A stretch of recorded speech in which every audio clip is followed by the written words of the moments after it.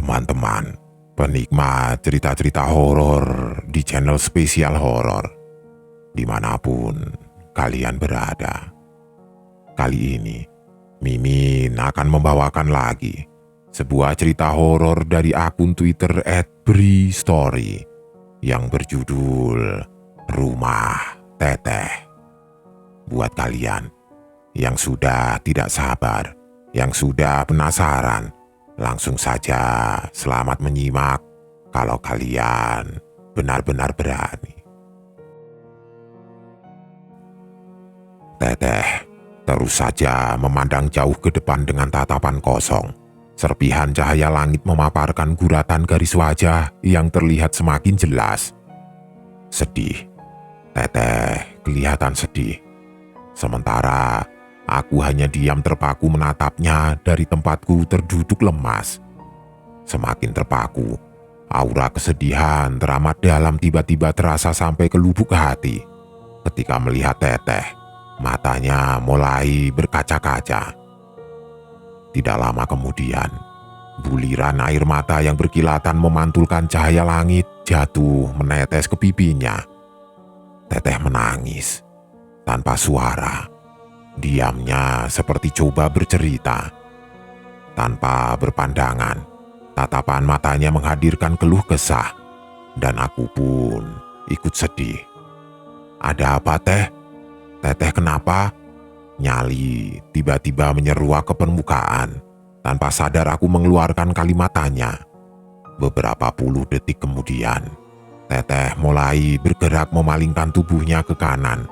Perlahan tapi pasti dia jadi berdiri menghadap ke tempatku duduk. Akhirnya kami berhadapan. Wajah cantiknya seperti menghipnotis. Tatapannya meluluh lantakkan ketakutan yang dari awal aku rasakan. Wangi bunga terus menyertai momen ini. Teteh kenapa? Sekali lagi aku bertanya. Teteh masih diam membisu. Satu persatu buliran air mata terus jatuh di pipinya. Diam, tapi seperti hendak bicara. Seperti ingin menceritakan sesuatu, tapi tidak bisa. Aku merasakan kegundahannya, merasakan kesedihannya. Kejadian yang sangat di luar nalar, tapi benar terjadi. Hingga akhirnya, sekali lagi Teteh menyebut namaku. Bri. Beberapa detik kami saling bertatapan. Lalu perlahan Teteh kembali berjalan masuk ke kamar Sisi. Tubuhnya seperti melayang. Terus melayang sampai aku tidak bisa melihatnya lagi karena terhalang dinding kamar. Trak, trak, trak. Ayunan pendulum kembali terdengar dari dalam. Namun hanya sebentar. Lalu menghilang. Bersamaan dengan itu, wangi bunga juga berangsur lenyap dari penciuman. Bangkit dari duduk, lalu aku berjalan ke arah pintu, mengintip dengan sangat hati-hati mencoba melihat keadaan dalam kamar. Sedikit terkejut ketika tiba-tiba ada motor melintas di depan rumah. Setelah sejak beberapa jam lalu di jalanan tidak ada yang lalu lalang. Aman. Aku langsung masuk kamar ketika yakin kalau Teteh sudah tidak ada di dalam. Yang pertama aku tuju adalah tombol lampu. Aku butuh cahaya supaya kamar tidak gelap gulita. Terang. Kamar akhirnya kembali terang. Aku duduk di atas karpet samping tempat tidur. Sudah jam 2. Ketika melirik jam dinding, aku memutuskan untuk tetap di kamar Sisi sampai benar-benar sudah berani untuk turun.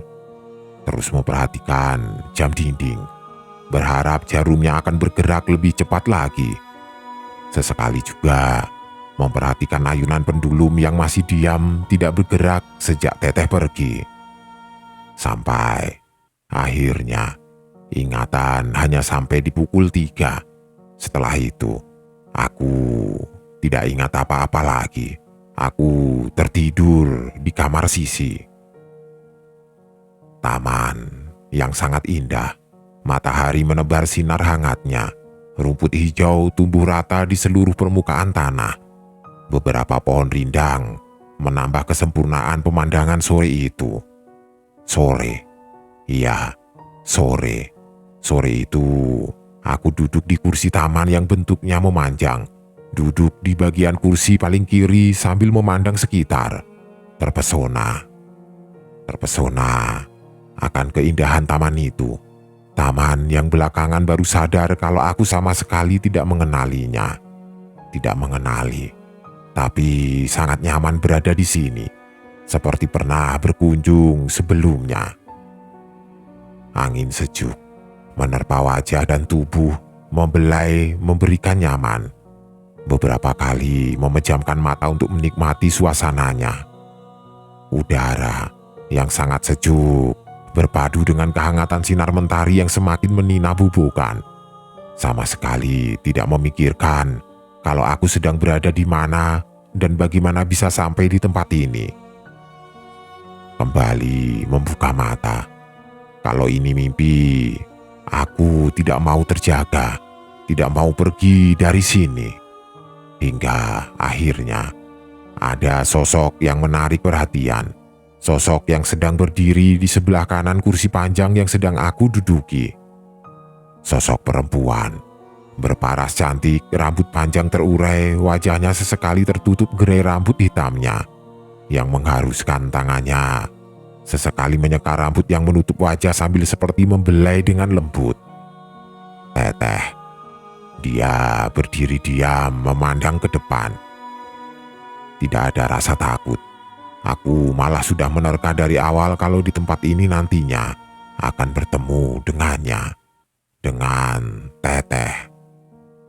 Beberapa saat lamanya, keadaan itu berlangsung sampai ketika perlahan Teteh berjalan menuju ke kursi panjang, lalu duduk di sisi sebelah kanan. Aku yang dari awal tidak putus untuk terus menatapnya, akhirnya kembali ke posisi semula memandang lurus ke depan, menikmati suasana sore di taman yang sangat indah itu.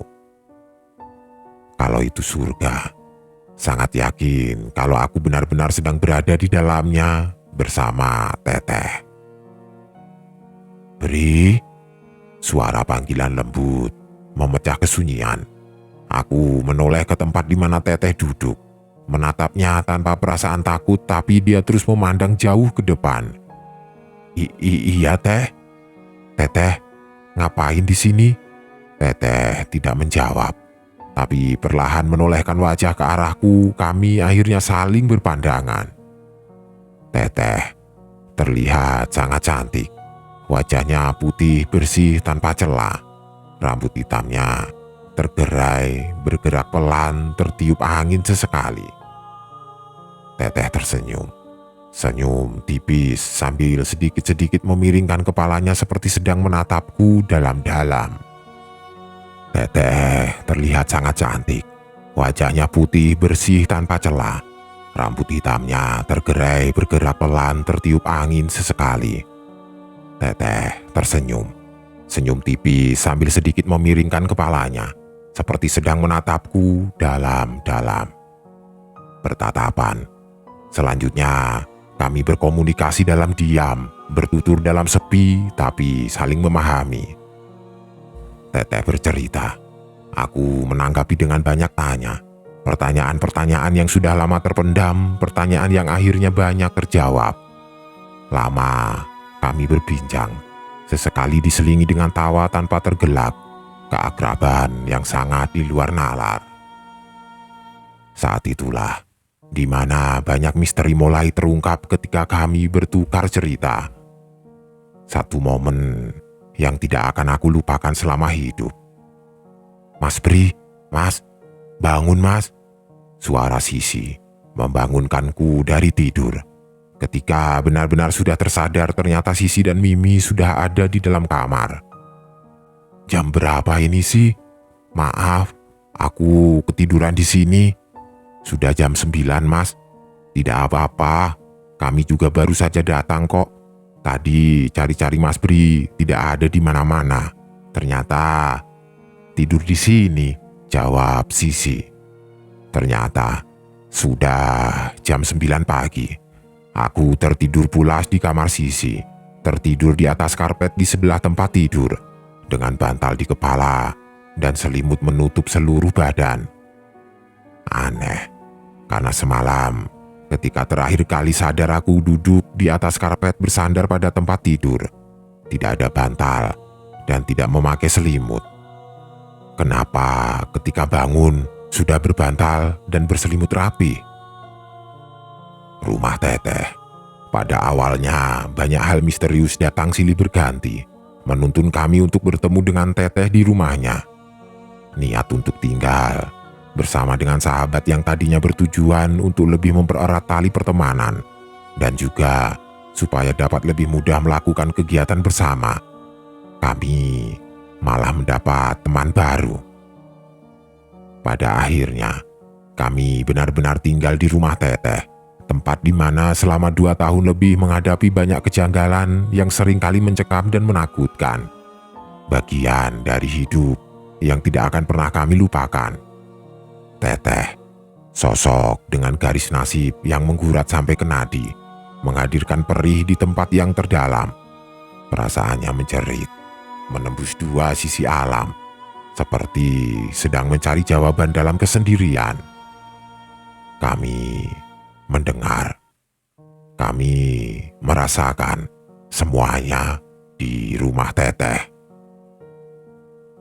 Setelah kejadian di kamar Sisi tadi, tidak bisa dipungkiri kalau aku jadi berbeda memandang keberadaan Teteh. Walaupun tentu saja tetap ketakutan apabila harus bertemu dan situasinya tetap mencekam. Percakapan kami waktu itu sedikit banyak menjawab beberapa pertanyaan yang ada di benak. Semakin terbuka dan jelas, tapi tetap saja masih banyak misteri yang belum terungkap. Dan sepertinya kalau mau dirunut ke belakang, penampakan dan kehadiran Teteh ternyata banyak pesan terselubung yang ingin disampaikan. Berbagai kejadian seram dan mencekam, waktu dan hari kejadiannya, semua menjadi serangkaian momen hidup yang ada alasannya. Ada penjelasan di balik semuanya. Karena tidak hanya aku, semua penghuni rumah juga merasakan hal yang sama.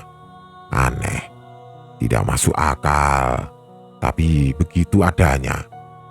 Dari ketika Teteh ikut ibadah bersama Asep, melarang Nando dan Doni untuk berpacaran di rumah sampai lupa waktu, mengingatkanku dan Irwan untuk menyelesaikan skripsi, dan masih banyak lagi. Semuanya dilakukan dengan cara yang aneh, yang di luar nalar. Caranya Teteh. Irwan memiliki satu kebiasaan yang cukup berbeda dengan orang kebanyakan. Kalau dia makan, sangat lama durasinya. Rata-rata mahasiswa, waktu makan paling hanya 10-15 menit. Kalau Irwan beda. Dia bisa sampai 2 jam lebih. Lama kan? Ada cerita seram mengenai hal ini. Pada suatu malam, kami makan bersama di rumah. Ada aku, Nando, Irwan, dan Doni. Kami duduk berempat di meja makan. Waktu itu sudah jam 9 malam. Kami baru mulai makan. Seperti biasa, gelak tawa menyertai percakapan. Percakapan seru yang mengalir lancar bercerita tentang apapun. Sisi, Memi, dan Asep kebetulan sedang tidak berada di rumah. Ketika sudah jam 10, satu persatu mulai meninggalkan meja makan dan menuju kamar masing-masing. Waktu itu, aku merasa sudah sangat lelah karena seharian beraktivitas. Sepertinya Nando dan Doni juga memiliki alasan yang sama. Beda dengan Irwan. Seperti kebiasaannya, dia belum juga selesai makan hingga akhirnya kami meninggalkannya sendirian. Aku beresin makan dulu, bentar lagi juga kelar. Kalian duluan sajalah, begitu kata Irwan. Menurut cerita Irwan, setelah kami masuk ke kamar masing-masing, meninggalkan dia sendirian di meja makan, suasana menjadi sangat sepi dan hening. Tapi dia tetap melanjutkan makan sambil terus memainkan ponsel di tangannya. Tidak ada pikiran aneh, karena situasinya juga tidak menunjukkan ada sedikit pun keanehan. Biasa saja, normal. Tawa cekikikan Irwan sesekali terdengar mengisi ruangan ketika dia menemukan hal lucu pada ponselnya. Dari dalam kamar, aku juga sesekali mendengar ini. Jam sudah hampir di pukul 11 ketika Irwan mulai merasa ada yang aneh. Semilir angin dingin mulai masuk meniup dari sela-sela jendela belakang. Menurut dia, suasananya sangat hening, tidak terdengar suara apa-apa. Sempat berpikir untuk menyelesaikan makan, lalu buru-buru masuk ke kamar, tetapi tidak jadi, karena dia pikir sebentar lagi juga selesai, tanggung. Setelah sebentar merasakan sedikit keanehan, Irwan lalu melanjutkan makan dan memainkan ponselnya. Sampai akhirnya, ada sesuatu yang benar-benar terjadi. Tiba-tiba, terdengar suara seperti pintu yang bergeser terbuka. Lantas, Irwan mencari sumbernya. Pintu mana gerangan yang mengeluarkan suara. Sedikit terhenyak ketika Irwan sadar kalau yang terbuka adalah pintu kamar kosong, kamar yang kami anggap sebagai kamar Teteh. Pintu yang selalu terkunci dan tertutup rapat itu ternyata sudah terbuka setengahnya. Merinding, Irwan langsung berniat cepat-cepat menyelesaikan makan dan masuk ke kamar. Tapi sebelum dia bergerak, pintu kamar Teteh kembali bergeser terbuka. Kali ini menjadi terbuka penuh, terbuka lebar. Irwan tidak berani bergerak sedikit pun, dia mulai ketakutan. Semakin ketakutan ketika tiba-tiba wangi bunga menyeruak memenuhi ruangan. Wangi bunga khas Teteh. Sendok dan garpu masih berada di tangan kanan dan kiri, namun tanpa pergerakan. Irwan terus saja memperhatikan kamar Teteh. Seperti terhipnotis, Irwan diam tidak bisa bergerak ketika penglihatannya menangkap ada sosok yang perlahan muncul dari dalam kamar. Sosok yang sudah sangat dia kenal. Teteh.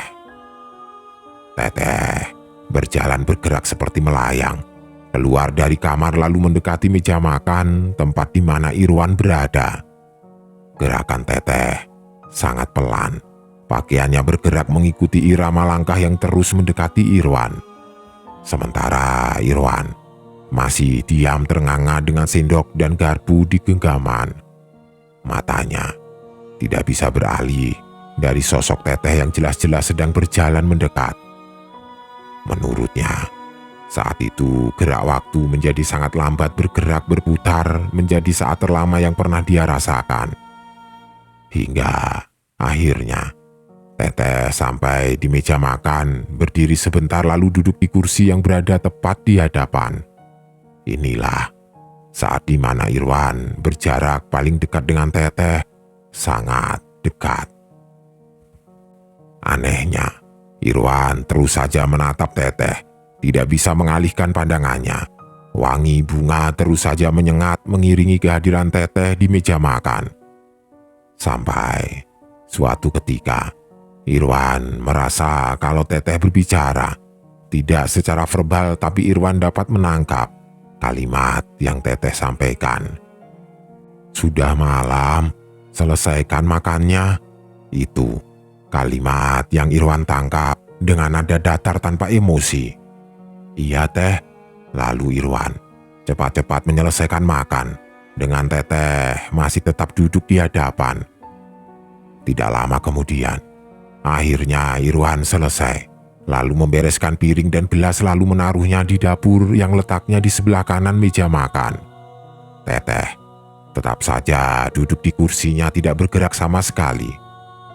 Dari dapur, Irwan berjalan pelan ke kamar, berjalan normal. Teteh masih saja duduk di meja makan.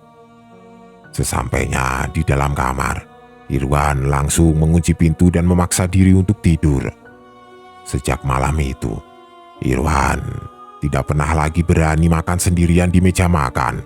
Siang, atau malam.